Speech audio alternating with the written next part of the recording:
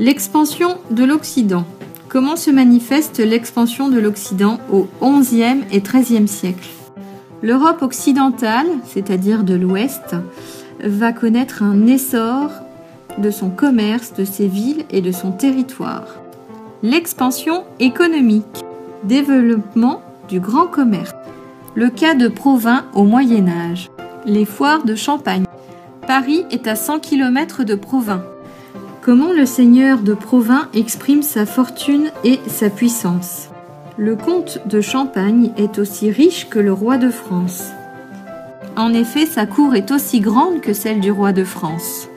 Son château représente 7 km de remparts pour montrer sa puissance. Il possède également 60 tours.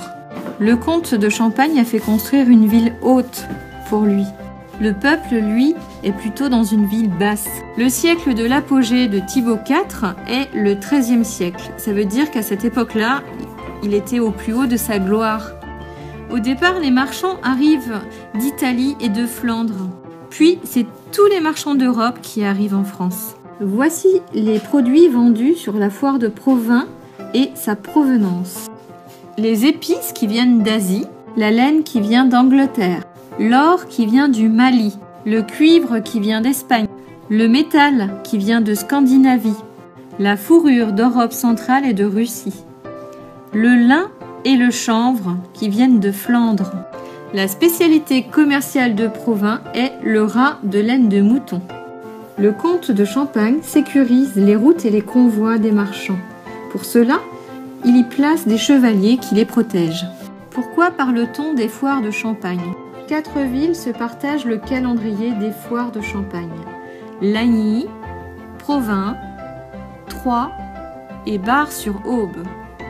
Les foires de Champagne sont situées entre 2 grandes régions de production textile. En effet, elle est située entre l'Italie, mais également l'Europe du Nord, c'est-à-dire l'Allemagne et la Flandre. En effet, en Italie du Nord, on produit des textiles à partir d'importations de plantes tinctoriales qui sont venues d'Orient. En Flandre, on produit des textiles à partir de la laine qui vient d'Angleterre.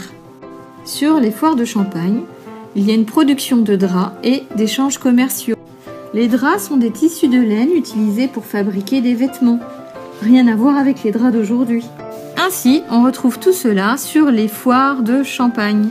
Les routes maritimes sont protégées.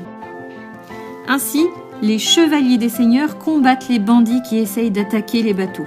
Les marchandises importées sont des marchandises venues de l'extérieur. Grand 2, le développement des villes du XIe au XIIIe siècle. Une ville prospère est une ville qui s'enrichit. Le cas de Florence, une grande ville du Moyen Âge. La particularité de Ponte Vecchio. Ce pont doit résister aux crues. À l'origine, il était en bois. Il a donc été reconstruit en pierre suite aux crues du XIVe siècle. Les boutiques étaient occupées par des bouchers, des tripiers et des tanneurs. Florence est une ville très peuplée qui ne cesse de s'agrandir dans l'espace. Il y a 90 000 habitants.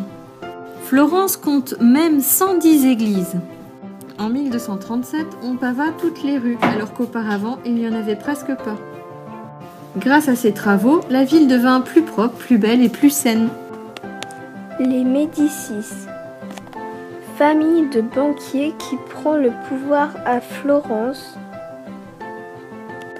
Catherine de Médicis deviendra reine de France auprès d'Henri IV et donnera naissance à 3 rois de France. Des corbeaux sont des pierres qui dépassent de la façade qui servent à recevoir une poutre sur laquelle est installé un auvent, c'est-à-dire des rues couvertes par les auvents de chaque boutique. Salles sous terre. Des salles sous terre sont des caves pour protéger les marchandises du feu et les stocker.